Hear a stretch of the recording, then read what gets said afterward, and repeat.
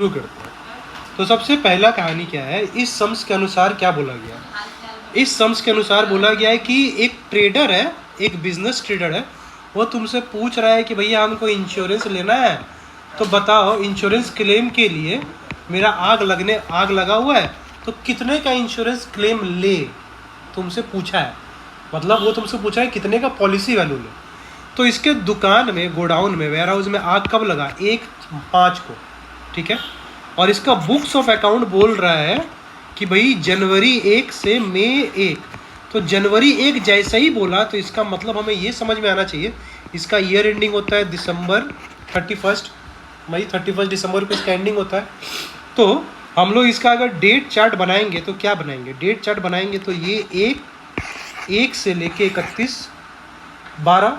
और इसका आग कब लगा दुकान में? 1 मई को आग लगा है।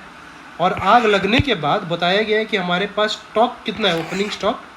The stock has been giving 26,420। तो हमारे पास इतने का स्टॉक था।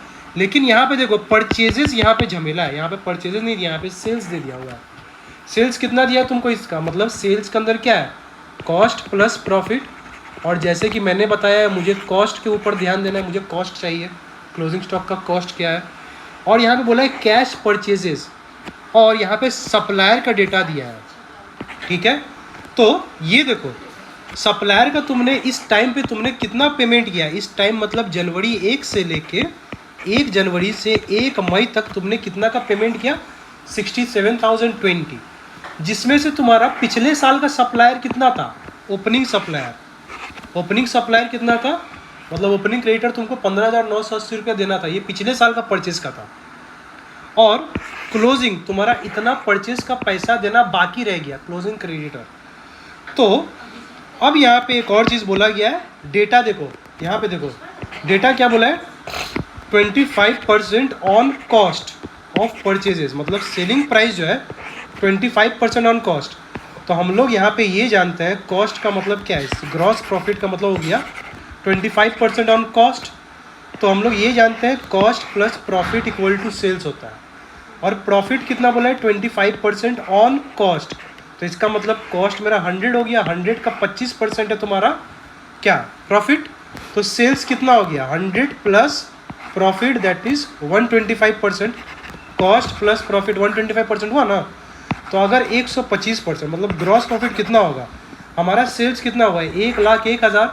तो 1,01,000 अगर 125 है तो 25% क्या है? That is 20,280। ये मेरा ग्रॉस प्रॉफिट निकल गया। क्रेडिट परचेस कैसे निकालेंगे? हमें कैश परचेस पता है 10,220, लेकिन क्रेडिट परचेस हमें नहीं पता, वो निकालना होगा। तो हमारे पास क्रेडिटर लास्ट में कितना बच गया था? 18,620 बच गया था। मैंने ड्यूरिंग द टाइम कितने का पेमेंट किया? मैंने 67,020 का पेमेंट किया। तो मतलब मेरा टोटल क्रेडिटर कितना होना चाहिए था? 85,640 इस साल का। लेकिन इसमें से बोल रहा है पिछले साल का भी तो डेटा मौजूद है ना। इस पेमेंट में मैंने पिछले साल का भी पेमेंट किया होगा। तो पिछले साल का कितना था? 15,980। तो मैंने इस साल कितना परचेस किया होगा? Credit purchase 69,660। तो हमारे पास परचेस का डेटा आ गया, ग्रॉस प्रॉफिट का आ गया, ओपनिंग स्टॉक, सेल्स सब आ चुका है। हमें कितना निकालना है? स्टॉक। और यहाँ पे एक और चीज़ बोला है हमारा सैलवेज। मेरा सैलवेज कितना था? 3,200 का, ठीक है। तो चलो हम लोग इसको बनाते हैं। तो हम लोग ट्रेडिंग अकाउंट बनाएंगे। मेमोरेंडम ट्रेडिंग कौन से पीरियड के लिए? 1 से लेके 1/5 के लिए। तो हमारे पास स्टॉक कितने का है? परचेजेस क्या है? कैश प्लस क्रेडिट दोनों मिला के जैसे मैंने निकाला। और सेल्स मैंने निकाल लिया, ग्रॉस प्रॉफिट भी मैंने निकाल लिया। तो हमारा closing stock as on date of fire कितना है? बैलेंसिंग फिगर इतना। तो हमारे पास स्टॉक इतना है। स्टॉक कितना है? मैंने कितना बचाया? इतना मैंने बचा लिया, दैट इज़ लेस। जिस दिन आग लगा 25,180 का सामान था मेरे पास, लेकिन उसमें से मैंने 3,200 का सामान को बचा लिया। तो हमारा लॉस कितना हुआ? इतने का लॉस हुआ, 21,980 का। तो हम ट्रेडर को बोलेंगे ट्रेडर तुम 21,980 का पॉलिसी लो, क्योंकि क्वेश्चन में तुमको यही पूछा था कि कितने का पॉलिसी लेना है, सजेस्ट करना है। तो policy value of 21,980 should be